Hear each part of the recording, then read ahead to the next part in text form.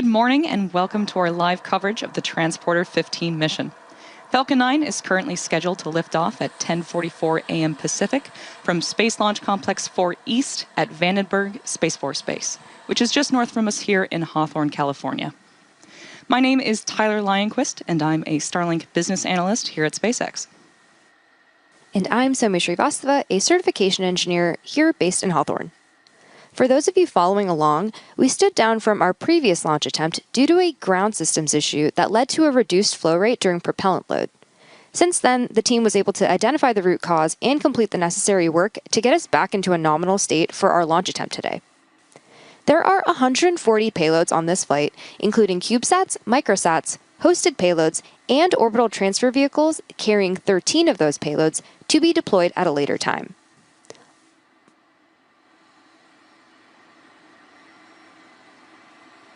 All spacecraft on board today will separate from the second stage across 110 deployment events, scheduled to start around T+54 minutes and conclude about 2 hours and 43 minutes after liftoff. SpaceX has launched over 1,400 payloads to orbit for more than 130 customers across our rideshare program. This launch marks our 19th launch of our transporter and bandwagon missions. For more information on what's flying today, we have a full list of payloads available on spacex.com/launches. Right now, the weather is currently green on the Central Coast, and the range is ready to support. If needed, there's a backup launch opportunity tomorrow at the same time. While the countdown continues, let's take a moment to learn more about the Taiwan Space Agency's Formosat 8, the payload at the top of today's stack. The Formosat 8 program will consist of 6 high-resolution optical remote sensing satellites with a raw resolution of 1 meter and 2 ultra-high-resolution satellites with a raw resolution of less than 1 meter. The satellites will be deployed in sun-synchronous orbit to form a constellation that's capable of providing global coverage of satellite images. Here's more from the Taiwan Space Agency.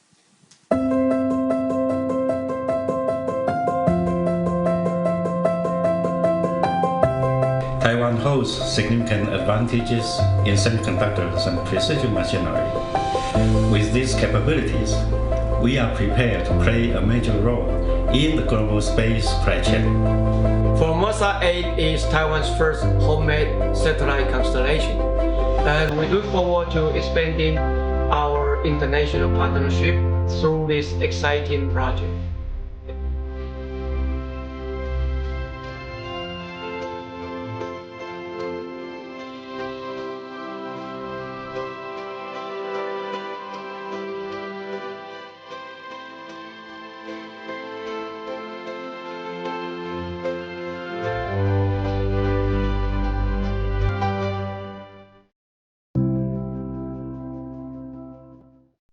Formosat 8 is Taiwan's first domestically developed optical remote sensing satellite constellation.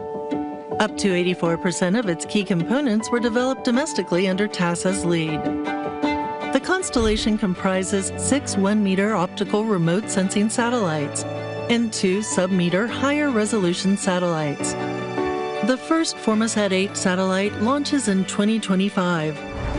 Its optical payload functions as a large space-based camera with a focal length of 3,927 millimeters.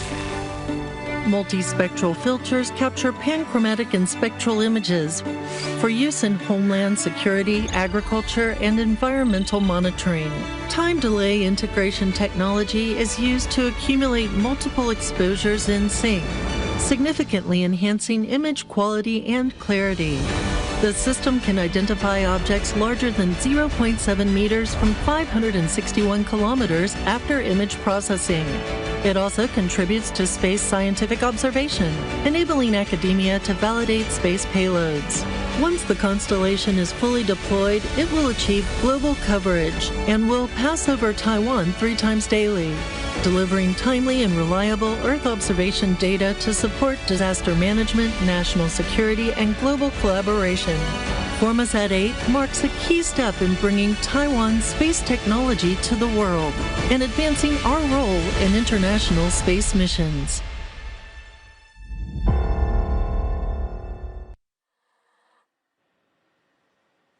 The Falcon 9 rocket supporting today's mission is a two-stage rocket designed for the reliable and safe transportation of satellites, cargo, and people.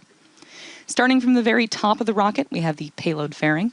The fairing is a protective shell that houses all of the payloads, shielding them from aerodynamic heating until the vehicle is outside of Earth's atmosphere. The shape of the fairing contributes to Falcon 9's overall efficiency, helping to reduce drag during flight. Once in space, the two fairing halves separate and fall back to Earth, where they will be recovered by our recovery vessel to be refurbished and reused on future flights. Both halves of this fairing are flight-proven, with one side flying for its 5th time and the other for its 4th. And within that fairing is today's payload stack. Here's a photo from midway through the encapsulation operation, just before the fairing halves were closed in preparation for flight. And here is a live view inside the second stage as we await liftoff. Right below the fairing is Falcon 9's second stage, which houses a single Merlin vacuum engine, or MVAC engine. Below the second stage is the black carbon fiber inner stage, and inside of that is where the MVAC engine is located. The inner stage connects the two stages and houses a center pusher that allows the first and second stages to separate from one another during flight. And below that, we have the first stage, or the booster. The first stage makes up the bottom 2/3 of the vehicle and has 9 Merlin M1D engines at the bottom, which generate more than 1.7 million pounds of thrust. The first stage supporting today's mission will be making its 30th flight today, and this is the second time that we are flying a booster 30 times.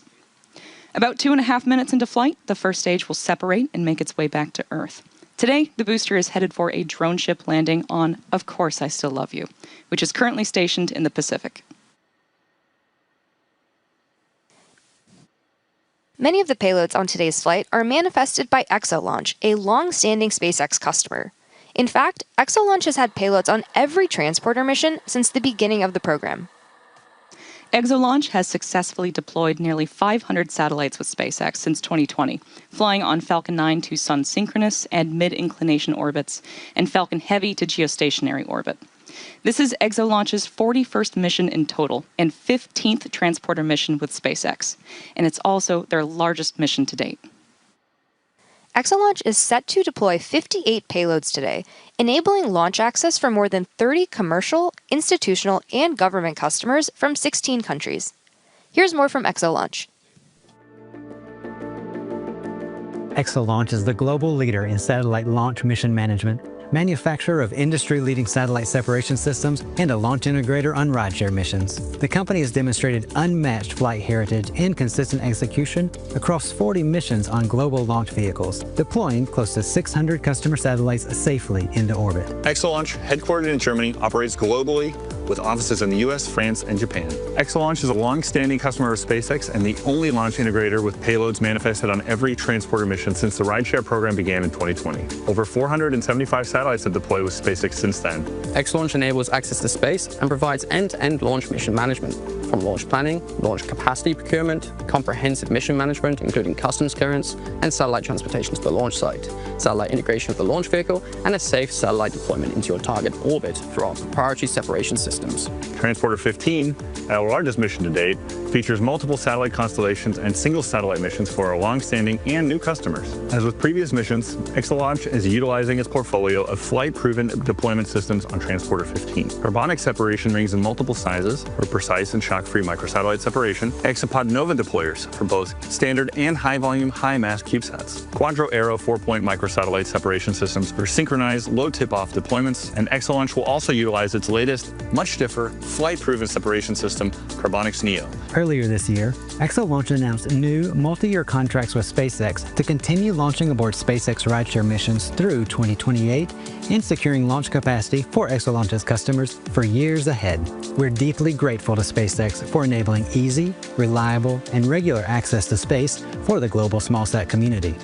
And we thank all of our customers for their continued trust and partnership. Go Transporter-15 and go Falcon 9.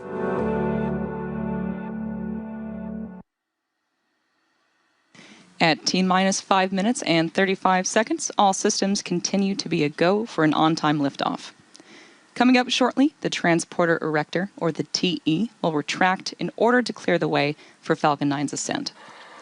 You might hear it referred to as the strongback from the launch team, though the strongback is one of the components of the TE that is alongside Falcon 9.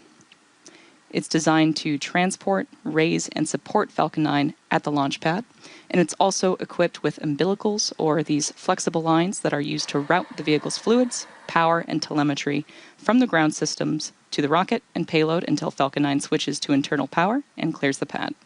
Falcon 9 tanks are pressing for strongback retract. That's a good indication that we are on track for an on-time liftoff as the Transporter Erector prepares to retract.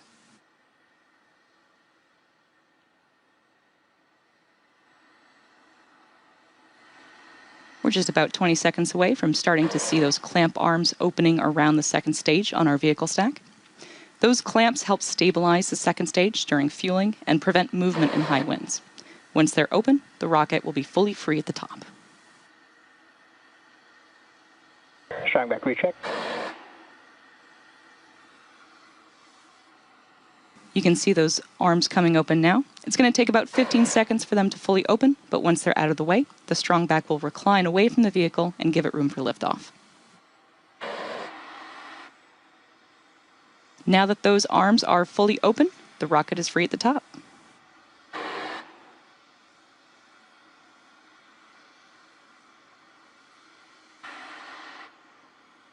The launch tower's strongback is now moving away from Falcon 9, allowing it to stand freely before liftoff.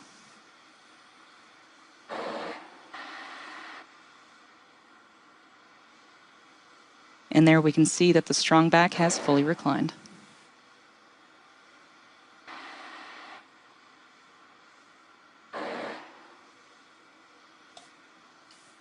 Now at T-minus 3 minutes and 23 seconds and counting down, all systems are currently go for an on-time liftoff.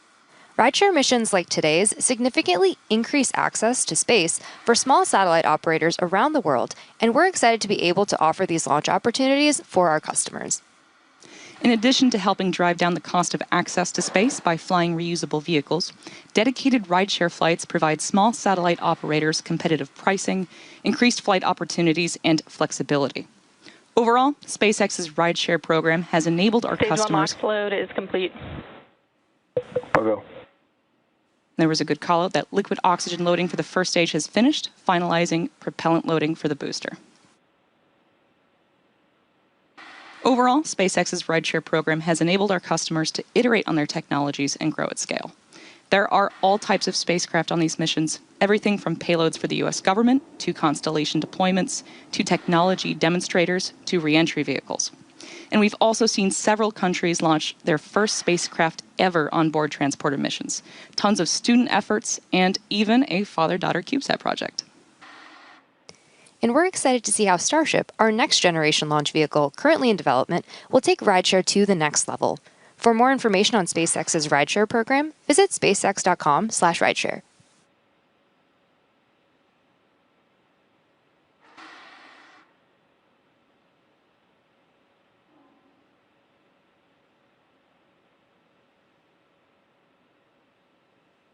Stage 2 LOX load is complete. Great call out there, indicating that liquid oxygen for the second stage is now fully loaded, completing prop load for the upper stage.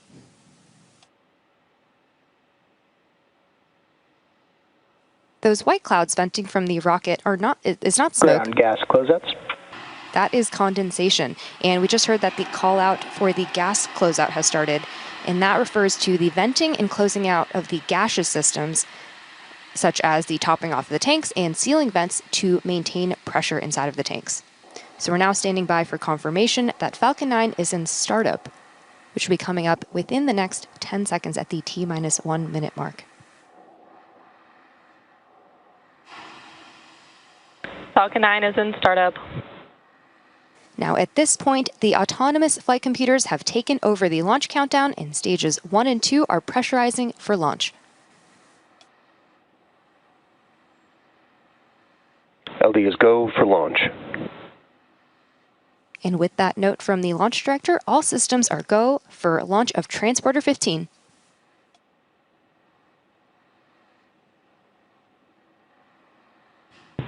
30 seconds.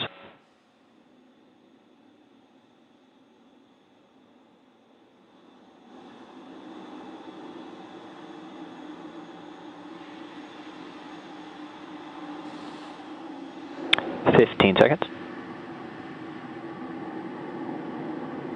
T-minus 10, 9, 8, 7, 6, 5, 4, 3, 2, 1. Ignition, engines full power, and liftoff. Go Falcon, go Transporter-15.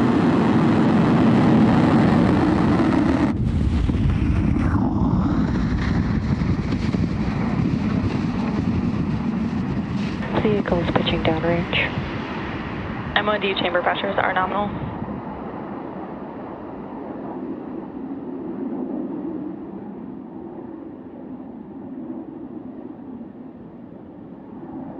At T plus 31 seconds into flight, Falcon 9 has successfully lifted off from Space Launch Complex 4 East at Vandenberg Space Force Base in California.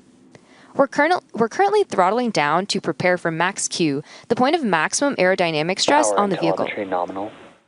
Max Q is reached when the air density of the atmosphere decreases faster than the increasing speed of the rocket.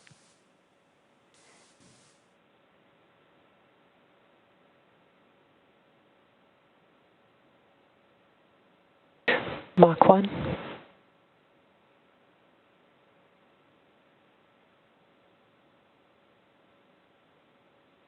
Max Q. And there's the call out for max Q. Merlin engines are back at full power and we're out of the throttle bucket. From here on, even though velocity is rapidly increasing, the atmospheric density is decreasing, resulting in less loads on Falcon 9. So coming up next, we'll have several events happening in quick succession, starting with MECO, followed by stage separation, and second engine start, or SES-1. Main engine cutoff, or MECO, is where all 9 Merlin 1D engines shut down to slow the vehicle down in preparation for stage separation, where the first stage separates from the second stage. Then the MVAC engine on the second stage will light, which is called out as second engine start 1, or SES-1. This engine burn, lasting several minutes, will propel the second stage and our payloads to orbit. After that, the fairing will jettison from the second stage, as it's no longer needed to protect the payloads once we're in space. Nominal trajectory.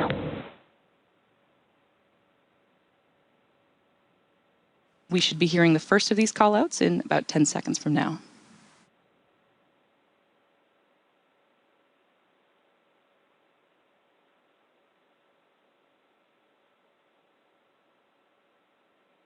MECO.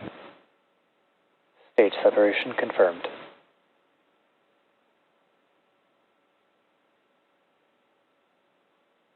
MVAC startup.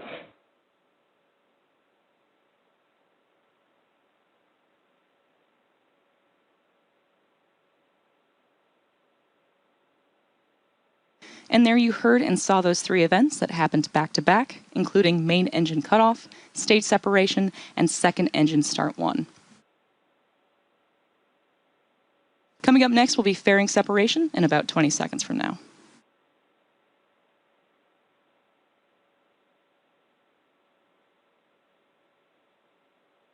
We should be hearing that call out for fairing separation in just a few moments from now.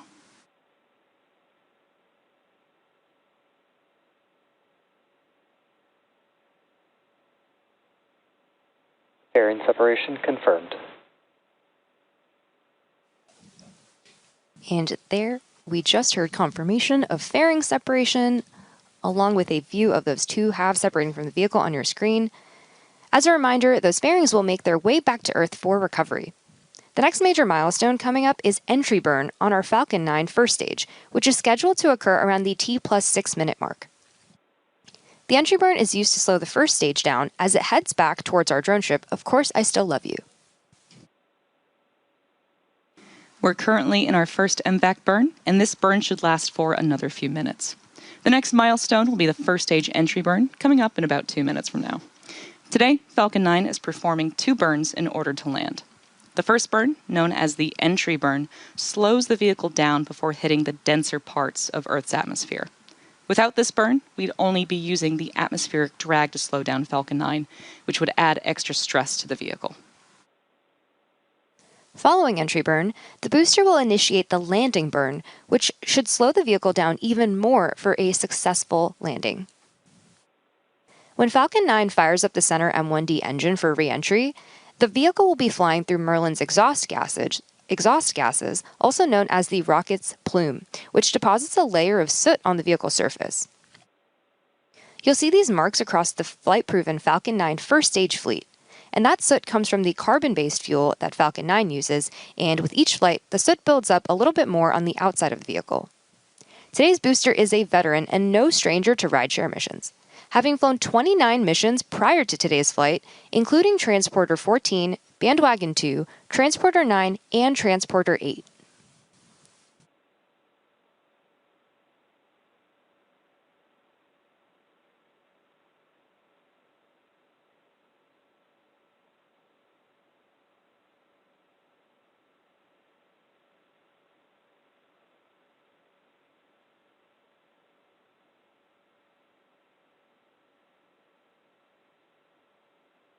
Falcon 9 is equipped with 4 hypersonic grid fins positioned near the top of the first stage that help steer the first stage as it returns to Earth, and we have a great view of 2 of them on our screen right now.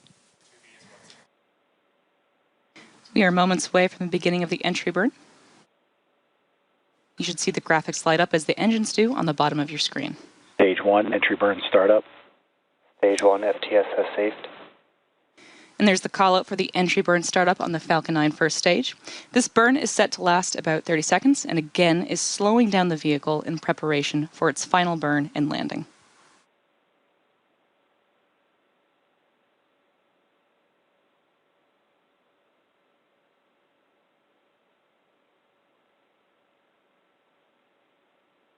Stage 1, entry burn shutdown. And that concludes our entry burn. Both vehicles remain on a nominal trajectory. As mentioned earlier, we will be attempting to recover this booster. Today, the booster is targeting a landing on our drone ship, Of Course I Still Love You. Today's landing burn attempt will be a 3-engine landing burn, where engines 1, 5, and 9 will relight to really quickly slow down the vehicle before touchdown. You can follow along with the burn in the engine graphic at the bottom of your screen. As this burn happens, you'll notice a decrease in both speed and altitude.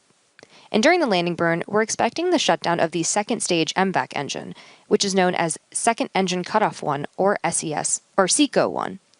We have both events coming up in just a minute.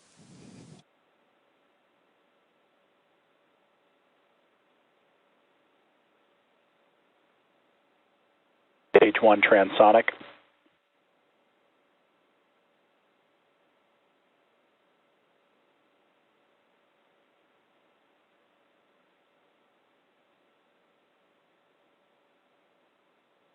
Stage 2 is in terminal guidance.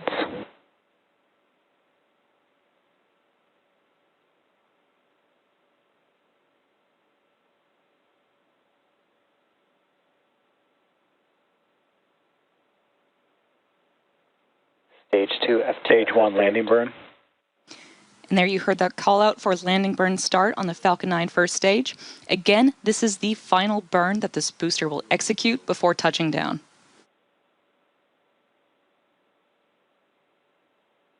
Stage 1, landing leg deploy.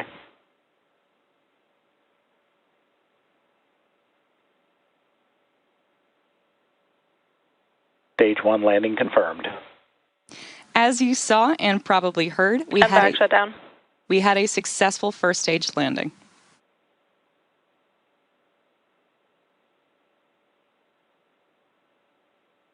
Nominal orbit insertion. That was successful cutoff of our second stage engine, and we heard the call out for good orbit. Coming up next, we have the second burn of our MVAC engine on board the second stage, or SES-2, around the T plus 51 minute mark. The first batch of deployments today will begin at about T plus 54 minutes. We'll be back at around T plus 50 minutes to bring you live coverage of SES-2. Until then, enjoy our space tracks and we'll see you soon.